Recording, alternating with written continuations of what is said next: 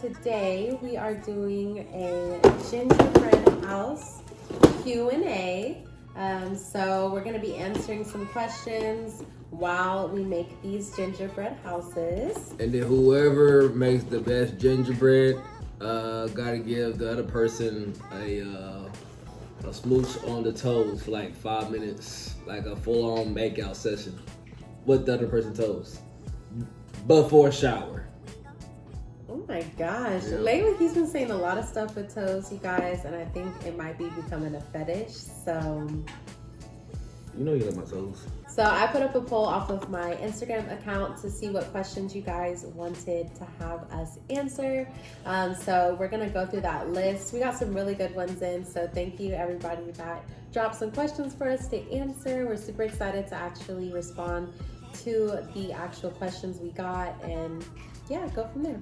Excuse Nemo in the background. He's currently eating his dinner, so if you hear some crunching going on, but you see our mouths aren't eating anything, it's Nemo. He's enjoying his meal.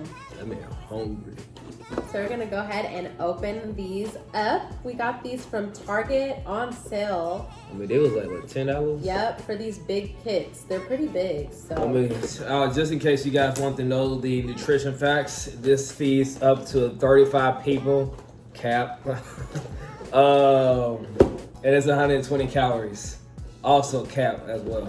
That don't make sense. 35 people, 120 calories. That's a lot.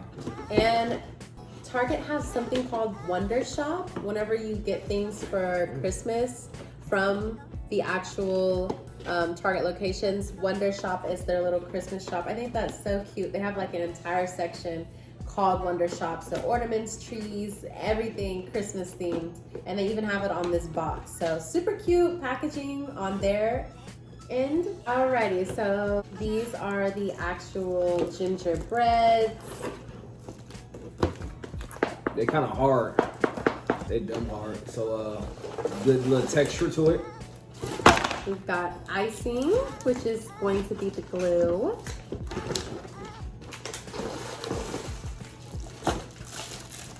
Some candies, some Christmas candies, and some gummies.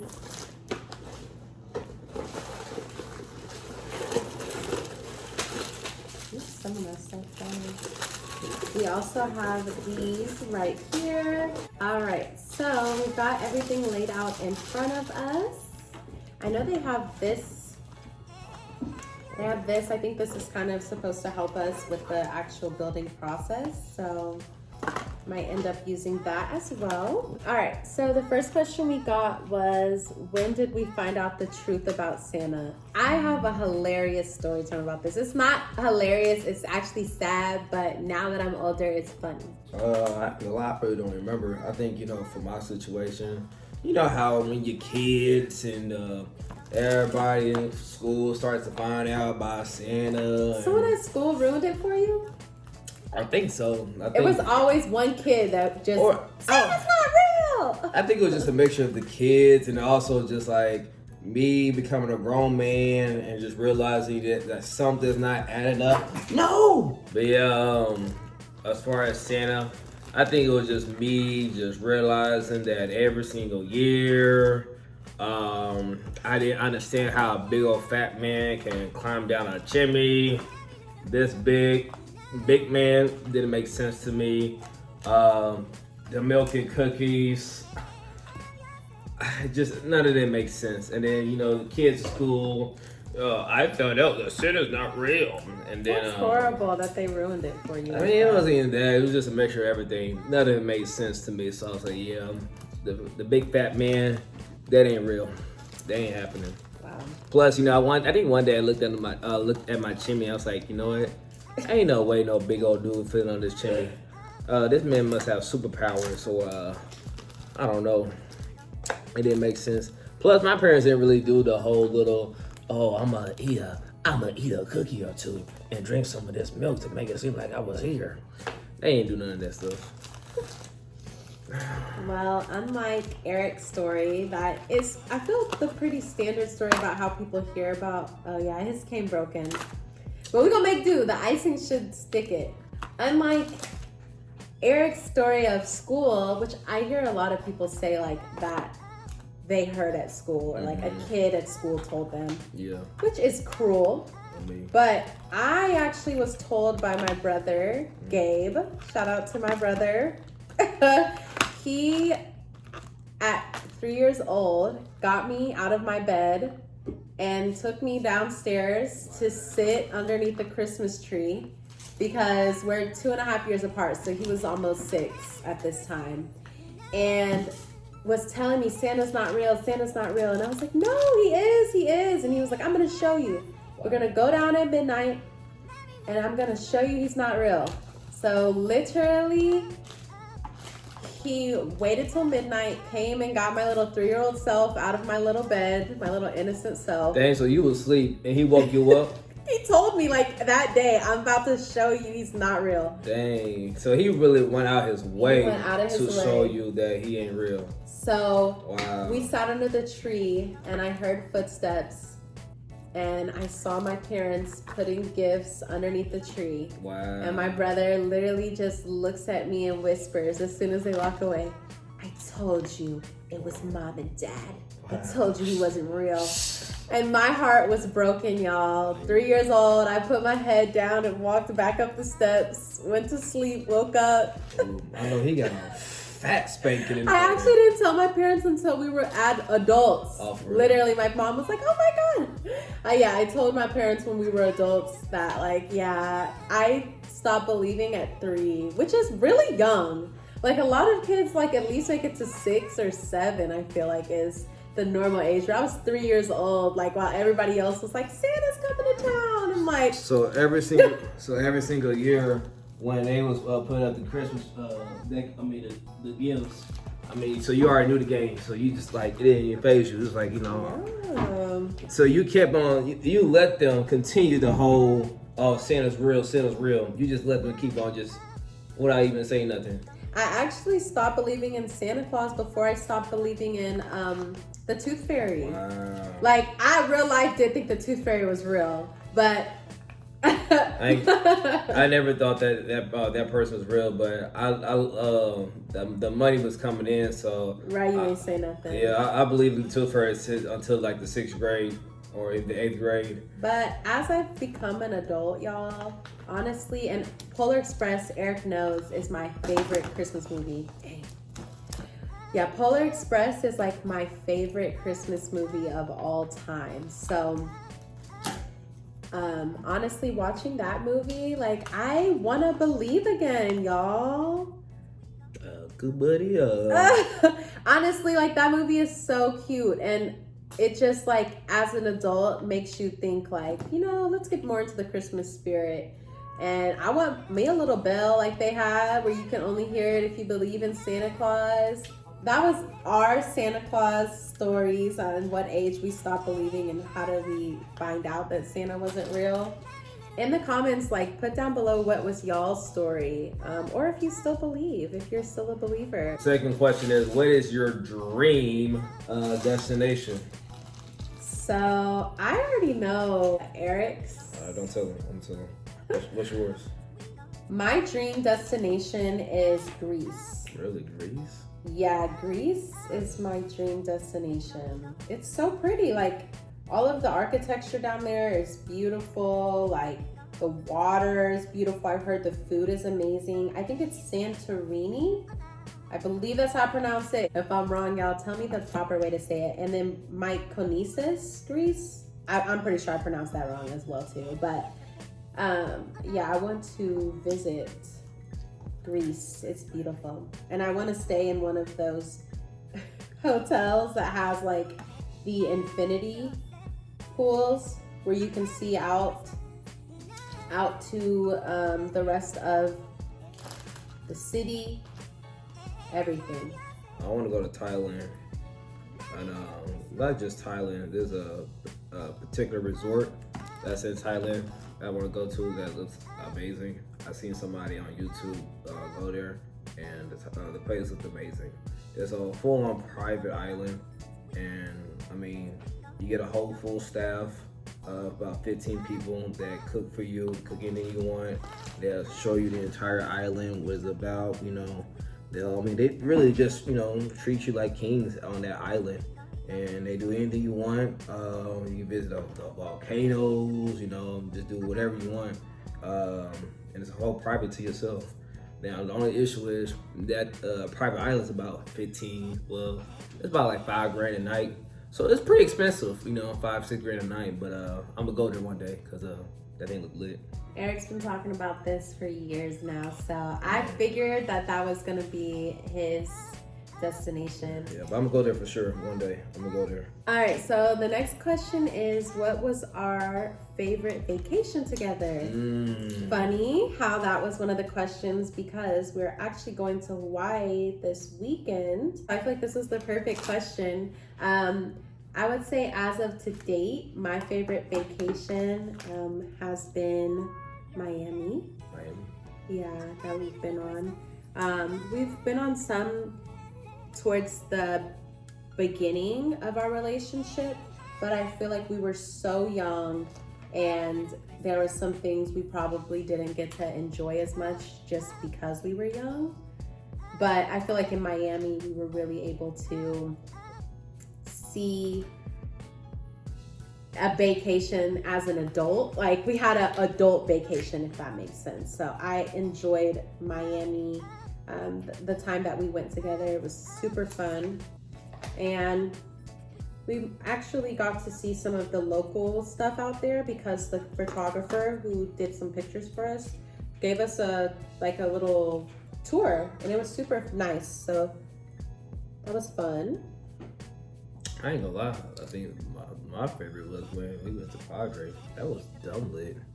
Even though we was with all our friends, I had a fantastic time. Padre was like our first vacation together.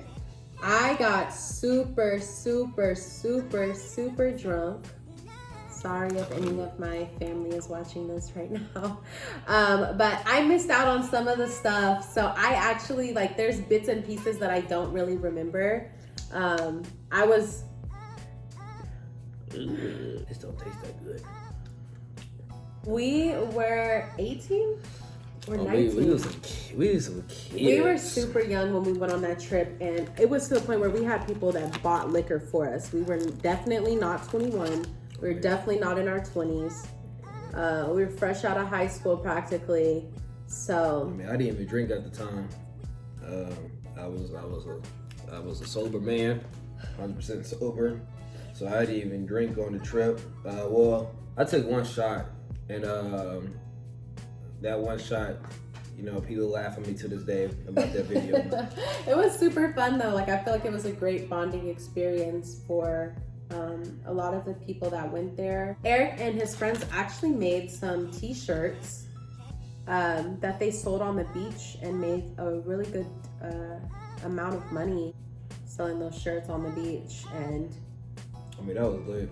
Yeah. We literally had a little I had a radio, and we literally just walked around the entire beach, and we just playing music, and we was just vibing with everybody on the beach.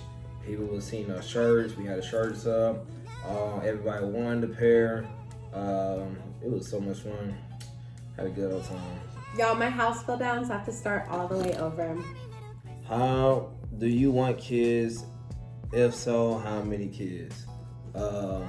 I do most definitely want kids very, very, very much, but I'm not gonna lie, like, kids right now sounds crazy. Yeah, we talk about all the time how as of right now, there's so much we still want to accomplish together before we start our family. As far as like traveling goes and everything along the lines of that, there's still so much that we want to do. So we both are on the same mindset of waiting. We want to get married before we actually have children as well. I feel like we get that question a lot now, more than ever, and we're getting older. We're not old yet, of course, but we're getting older, you know, and I feel like obviously a lot of our peers and stuff are having children as well. So I feel like now a lot of people are our parents that we know. So it's definitely a question that we get, but we both would like to wait. Honestly, I thought into my late 20s, but now I'm thinking more like early 30s. I think it just depends how we're both feeling. You know, after marriage, obviously, we want to be able to have some time to ourselves married before we do start a family, just so we can learn each other as husband and wife before we bring children into this world as well.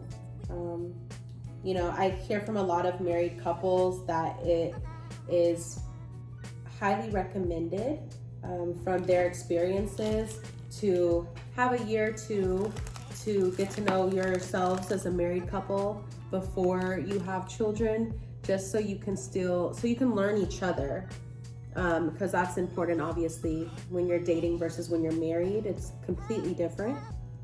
So yeah. So the next question we got are favorite foods. Eric's favorite food to date is Ricky's hot chicken tenders. There's a place down here that sells Nashville chicken tenders that he is obsessed with. I'm starting to get addicted to it too. We go there every single weekend and it's bomb. At first it didn't grow on me, but now it's like, it's so good. You can choose the heat flavors. If you like spicy food like we do, that's definitely a place y'all should check out when y'all come down. She was like, "Ooh, Eric, can I get a Ricky's hot chicken?" All right, so Carissa's favorite thing to eat of all time is a big old seafood boil. I love seafood boils, y'all. I love them. They're delicious. We actually just realized we forgot to answer actually how many kids we want. No. 2 boys, 2 girls, and a nice loving dog. We already have one of those things. We want 2 kids. Eric for sure wants a boy, and I for sure want a girl. So if we could have both, that would be perfect. I think that we're gonna have all boys just because it runs on my side of the family. If I got 2 boys, then I would stop. If I got 2 girls, I would try to have a boy for Eric. But if I got 2 boys, I would just know I'm gonna have a boy again. And 3 boys, and I'm the only woman in the house, I can't do it, y'all. I can't even lie. I cannot. So that's not gonna happen. But honestly, we just want 2 healthy children. That's really what it is. Next question, this was one of my favorite ones. How do you decide whose family to visit for the holidays? Because this is such a great question. If you are in a new relationship or you've been in one for years and you struggle with this, or it'll be your first holiday season that you're spending with your significant other.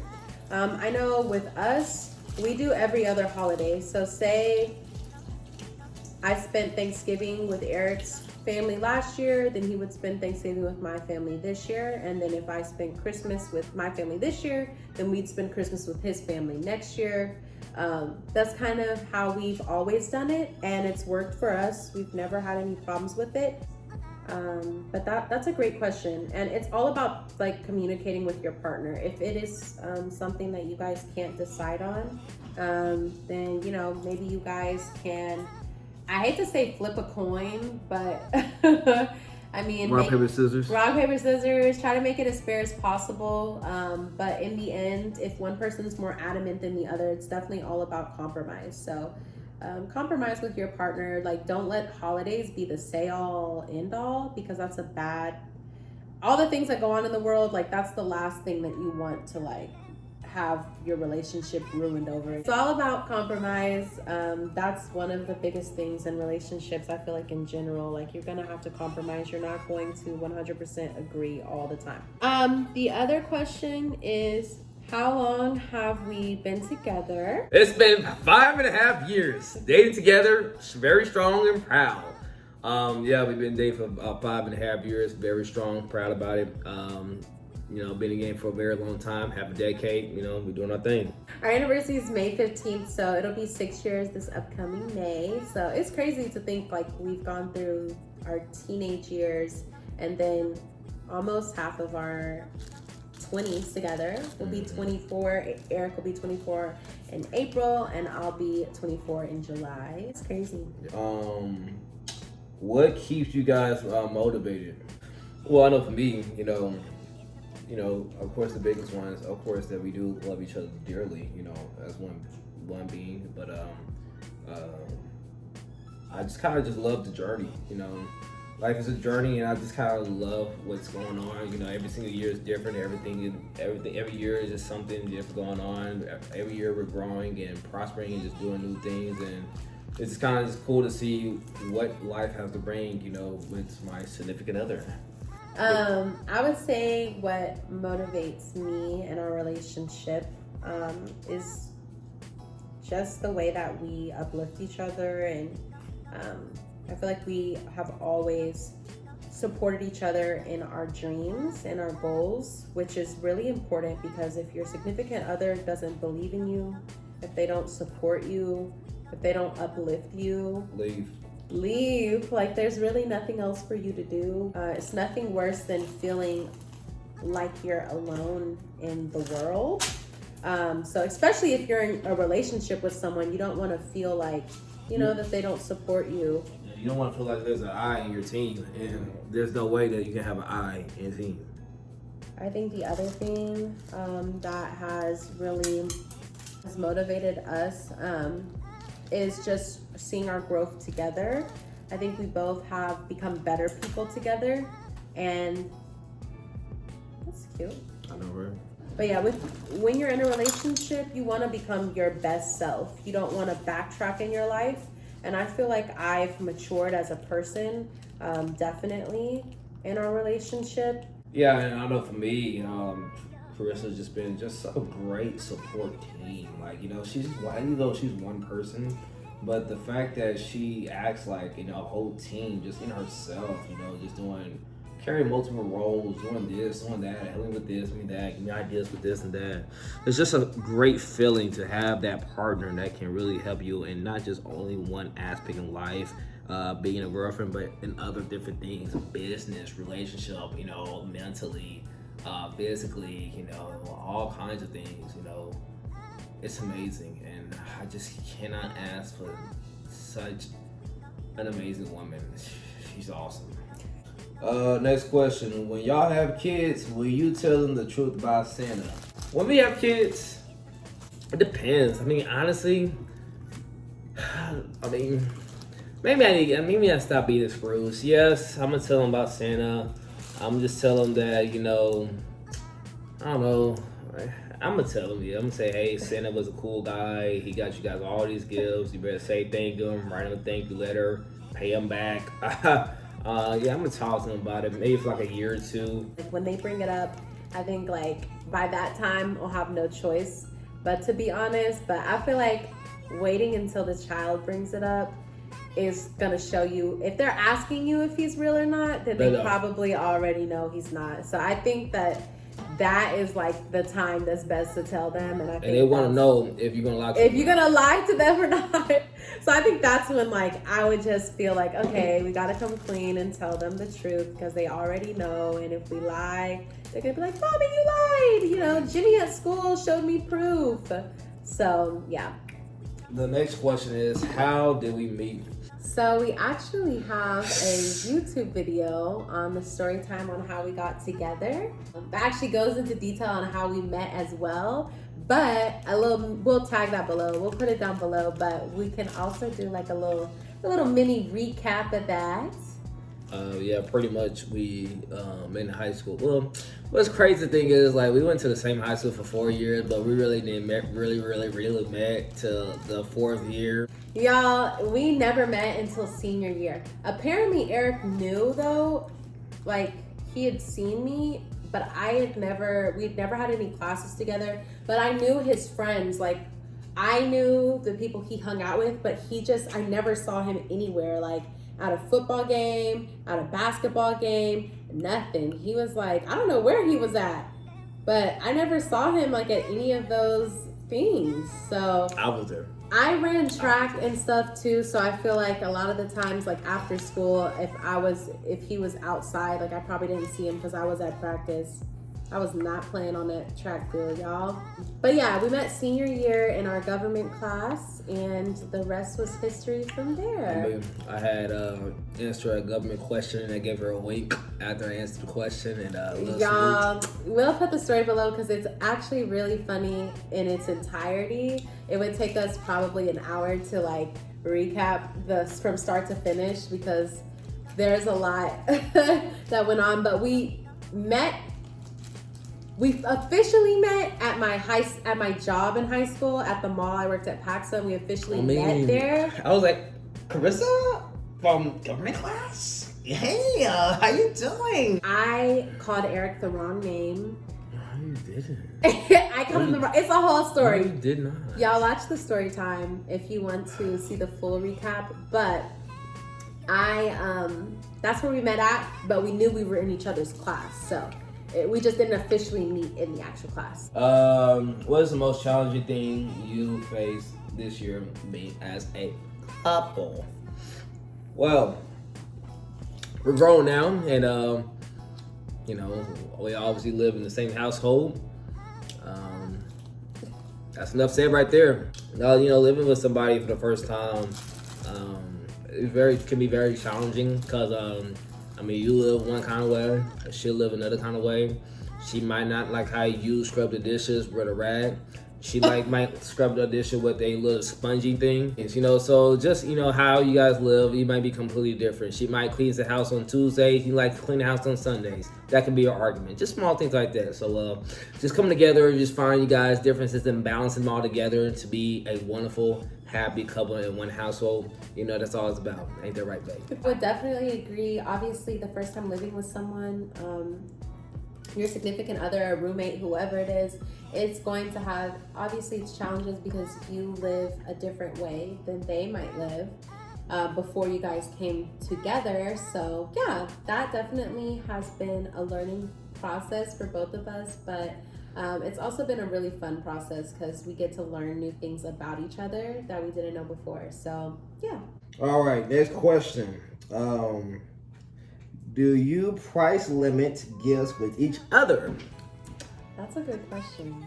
We gonna put like saying, all right guys, so this year the limit is $300. Nothing more than that, nothing less.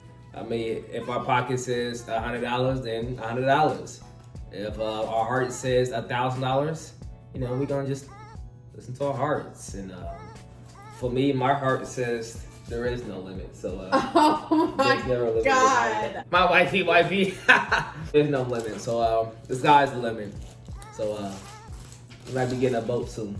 Yeah, we've never just sat down and like limited each other because I feel like it's how you feel. Like if you feel like gifting them something elaborate and you have the funds to do so, there's not a limit necessarily on that. I know throughout the year we both talk about things that we like, both would like, and we kind of like manifest different things. So we pay attention to that and then just like go from there. At least I feel like that's the way I figure out Eric's gifts. Like I just listen throughout the rest of the year, or honestly, especially with us like staying together, if I see that like he needs something, because I'm really into just looking to see what he's in need of, not in need of, but like could use more of, because there's different things that women will get that men won't necessarily go out and get for themselves like on a regular basis. So I feel like I just kind of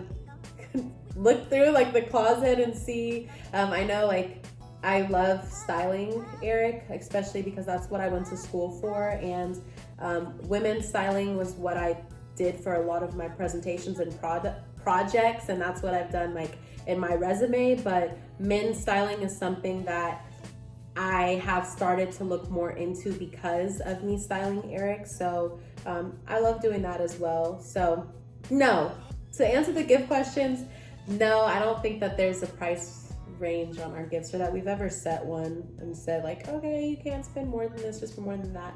But if you and your significant other are trying to budget, or one of you is not in the same financial state as the other, and you guys do that. It's very smart and considerate of the other person as well too. So very considerate, you know, if somebody's, you know, just starting out their first job, you know, and you know, just trying to get these together.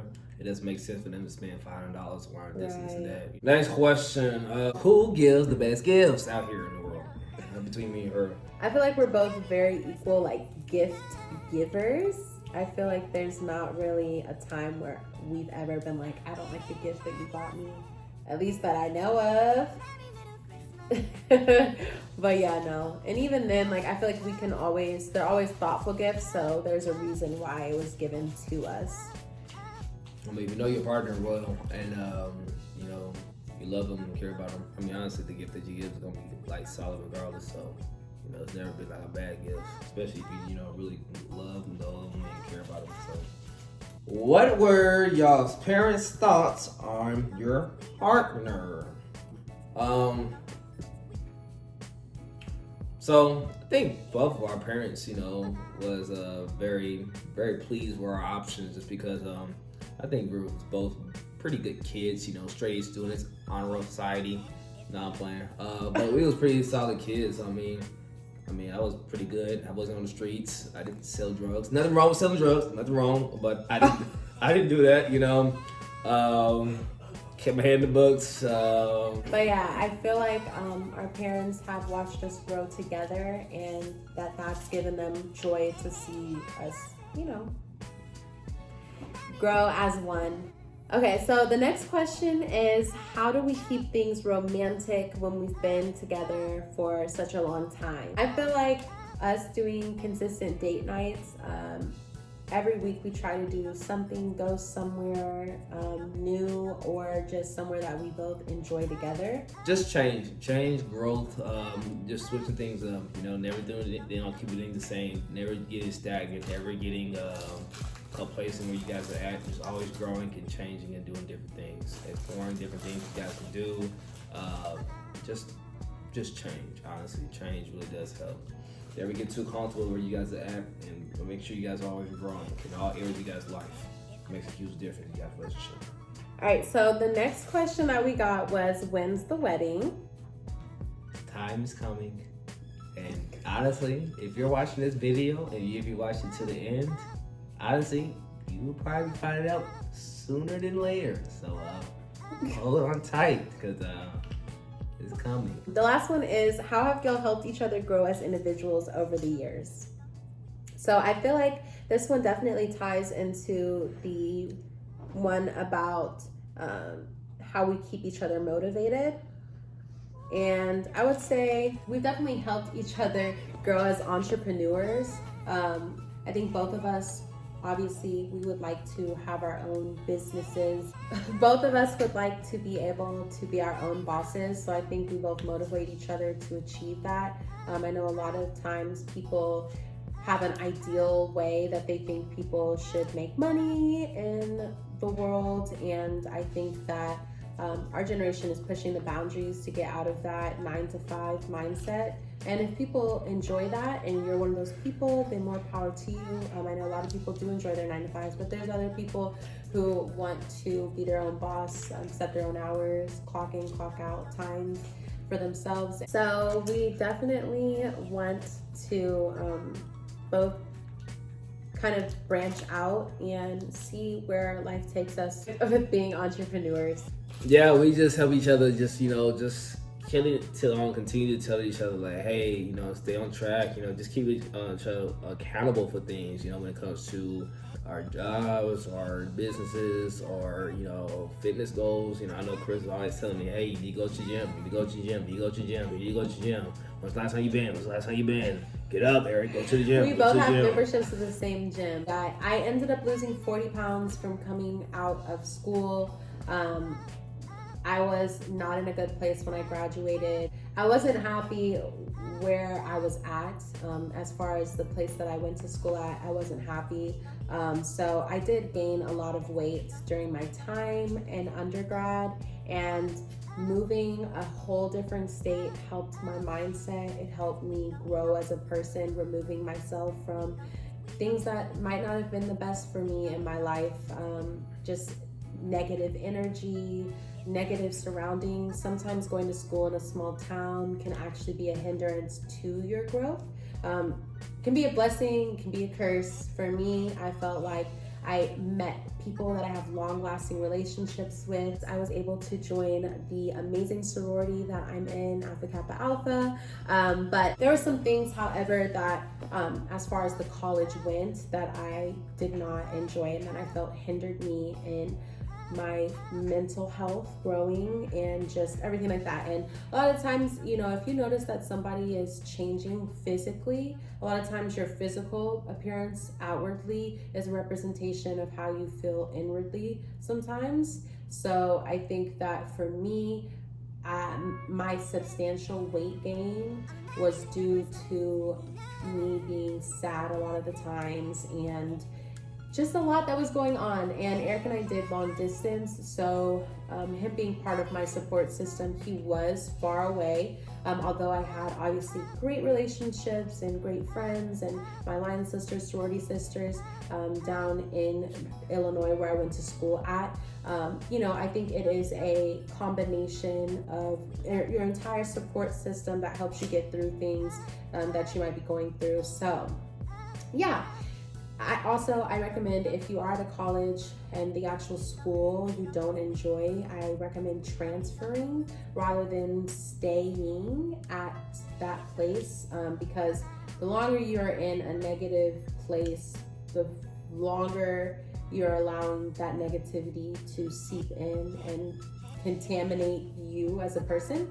So yeah, I found when I moved to Dallas, and when I was able to get back around family members, when I was able to get back around childhood friends, when I was able to be in person with my significant other, things like that, and when I was able to get involved in a gym, I feel like that really did help me personally continue my growth. And I did a whole 180. I honestly, like, the first month I moved to Texas, I felt like a sense of relief.